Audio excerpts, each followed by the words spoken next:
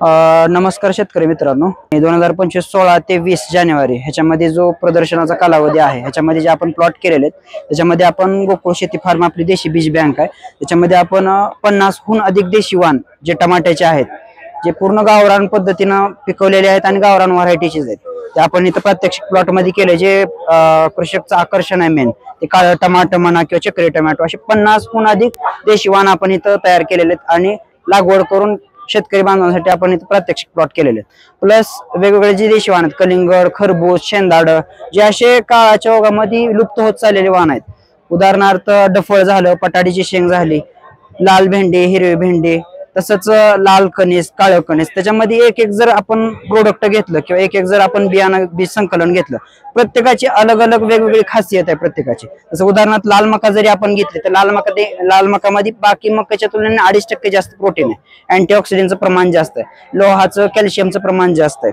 आणि जर शेतकरी बांधवांनी आपल्या जनावर जे साधं बेसिक कन्सेप्ट आहे जनावर पालन आपण करतो गाय गुरा ह्याच्यामध्ये जर आपण ते चाऱ्यामध्ये समावेश केला तर जनावरचं दूध देशाने फॅट प्रोटीन वाढते त्याच्यामुळे म्हणजे प्रत्येक ह्याचं वेगवेगळी खासियत आहे। आणि असं प्रत्येक आपल्याकडे देशी वाण जे आहेत गोकुळ शेती फार्म मध्ये आपण वेगवेगळ्या प्रकारे आपण काय केलेलं आहे त्याच्यामध्ये 108 प्रकारचं देशी वाण जपलेलं आहे आणि आपण ते वाढवण्याचा पुढे प्रयत्न करतोय।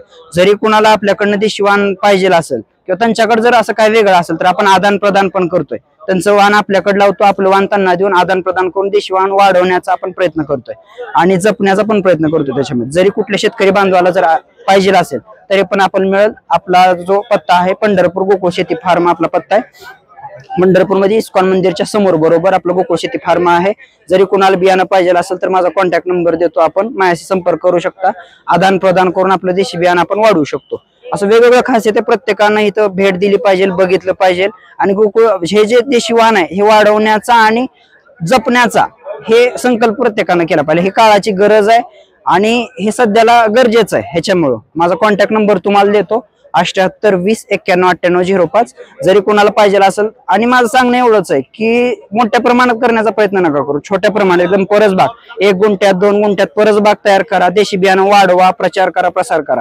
सख्खे नातलग जे आपले आहेत तेवढ्यांना जरी आपण ते खाण्यासाठी जरी दिलं तर ते भरपूर झालं आपल्यासाठी, आपल्या परिवारानं जरी खाल्लं तर भरपूर झालं। तर प्रत्येकाने देशी बियाणं जपा, वाढवा आणि संकलन करा। आणि सगळ्यात महत्वाचं अजून एक गोष्ट आहे की देशी बियाणं करत करत आपण काय करतो, देशी बियाणं तर लावतो पण त्याच्यामध्ये वाढ होईना किंवा फळ लागना त्याच्यासाठी आपण काय करतो हायब्रिड बियाणं किंवा युरिया DAP असं टाकतो आपण वाढ होण्यासाठी, पण तसं नका करू।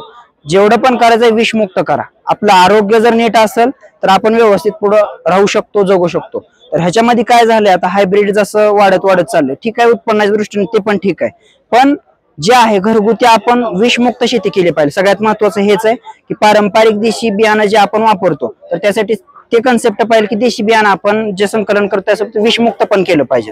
कारण की आता सध्याला जे आहे आरोग्यावर विषमुक्त जर आपण केलं तर आपल्या आरोग्यावर काहीही होणार नाही, पण जर आपण त्यामध्ये हायब्रिड वाण वापरले प्लस देशी जरी वापरून जरी आपण त्यामध्ये केमिकल युरिया वगैरे टाकलं तर ते आपल्या आरोग्यावर डायरेक्ट घातक होणार आहे। जरी तुम्ही देशी खात असला तरी त्याचा तुमच्या आरोग्यावर परिणाम होणार आहे, कारण काय त्यात तुम्ही जे टाकलेलं खत ते सगळं हायब्रिड खत आहे किंवा जे आहे ते सगळं देशी बियाणं जरी असलं तरी तुमच्या आरोग्यावर परिणाम होणार आहे। त्यामुळे सगळ्यात महत्वाची कन्सेप्ट आहे देशी करा आणि विषमुक्त करा। धन्यवाद।